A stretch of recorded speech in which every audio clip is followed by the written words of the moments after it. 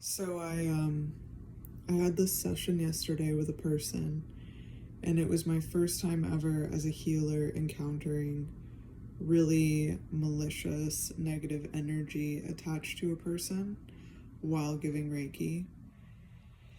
And something really interesting happened while I was specifically on this huge area of negative energy. This message came across, and I think it was for me, and it was saying, you don't belong here. You're not supposed to be doing this. You're not qualified for this. Get away from this. And that was like really shocking because I've never had that happen to me before. And so I started praying, and one of the angels that are a part of my team came in, and I recognized that that happened because I saw the flicker of this angel's wings and my eyelids, and we prayed together, and I said to him, it was Metatron, and I said to him, I need your help to do this. We need to work on this. What I found is that without my wand, and I had this really amazing wand that I bought from a local shop here, there wasn't going to be any way for me to move this energy. And I know you're probably like, girl, why are you giving Reiki with a wand? But it's a focal point that focuses energy that I use to wrap around and remove, like a surgeon's scalpel, energy. And it can also be used as an emphasis to put energy back, in this case divine love and light, and removing malicious intent. And so interestingly, when I rolled up to this person's home, I said I should have brought my wand, and I didn't know how true that was until I got into the session. So I was very disoriented, and when I read this person's tarot after the session, it was the most evil, malicious intent by cards that were not evil and malicious. For example, the Emperor. And I was using the Wild Unknown Tarot deck. And if you're familiar with this deck, you know that the Emperor is a huge tree with the sun, and it says the Emperor on the bottom. And that shit, bro, was so fucking evil. I've never been reading something so evil from such a positive card. It was unreal. It was unreal.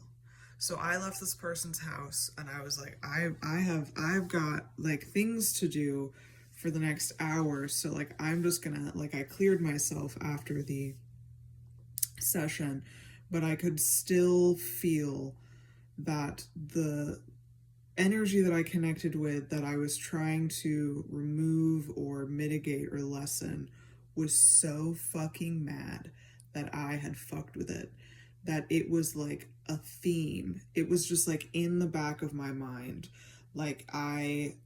It kind of fucked with my perception of my own reality for a second, where I was like, oh, dude, like maybe I'm not qualified to do this. And realistically, I honestly feel if I had had my wand, that things would have gone differently. That wand of mine is such a powerful tool, and I love it so much, and it has worked in great wonder for me. So I came home and I ate, and I spoke to my friend about the experience. And 3 hours after the session ended, I showered and washed my hair. And I went to bed at the normal time, and I woke up just a little bit before 5 a.m. and I couldn't stop thinking about the experience. And I had to keep reminding myself that I was safe and that I'm divinely protected, because I was just really creeped out about all of the information that I received energetically and all of the stories that this person had told me about being a victim of malicious spirits. And it's interesting because, like, this is literally the work that I want to be in.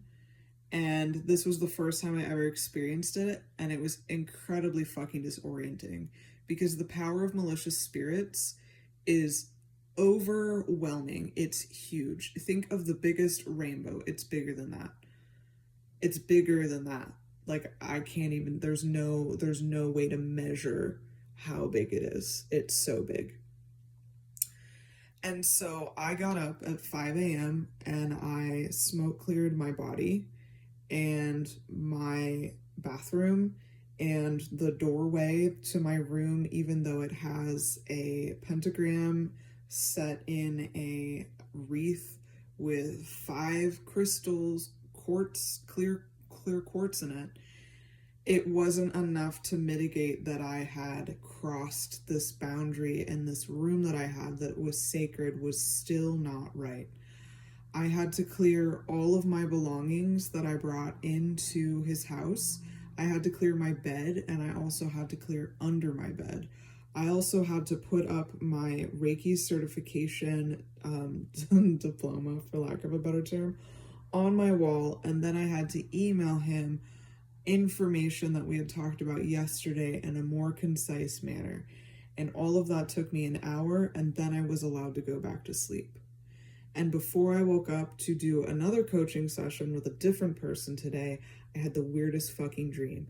So it was me, and I was stopped at the light before you turn onto Rosa Parks. And if you're from this area, you know there's like a circle, and there's 2 lanes, one of which allows you to turn the left and the other one allows you to go straight.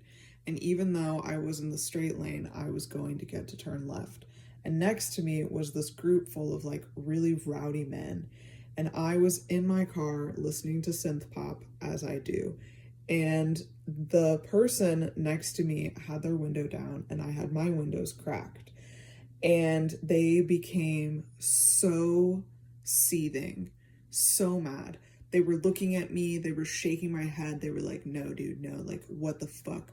Your music is a terrible choice. You shouldn't be listening to this. Don't listen to this music. I'm gonna come in there and beat your ass because of this music. And I was like, well, I'm just gonna ignore this energy because I don't really know what exactly was happening. He was about to get out of his car and come into my car.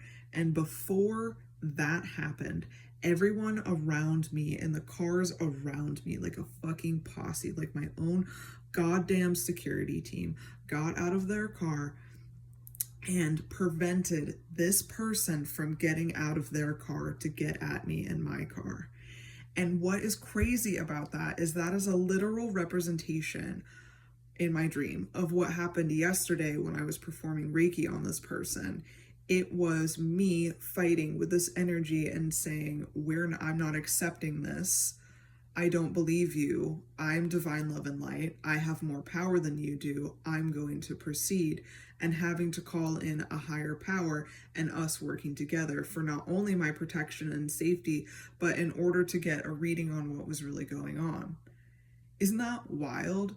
Just the way, like, it's crazy because I am divinely protected. I'm divinely protected, and it's really hard to remember that and to understand that and see the ways in which that is true, because there's so much noise in the world. It's hard to like understand what is divine protection and what is actually something that I don't want to say something that hurts you, but like something that is like a trauma response instead of your intuition, right? Like, it's so subtle, the messages are so subtle that sometimes when you're ignoring them because they're so subtle, the spirits have to get really fucking loud. And this is just another way in this last week of this moon situation where the spirits have been really fucking loud. Not only aligning me into the work that I want to be doing, but also teaching me that, yes, girl, you are protected, but you also need to purposefully act with restriction and understanding. And so I got up and made black salt today, and I feel a lot better. I put it in the doorways of my room. I feel good. Things feel a lot better. I feel really relieved. I feel really purposeful. I feel really well. I feel so smart and capable. I feel so ready. So if you want me to be your Reiki healer, yourauthenticityWitch.com. I've got plenty of appointment styles, and I'm there. I'm here for you.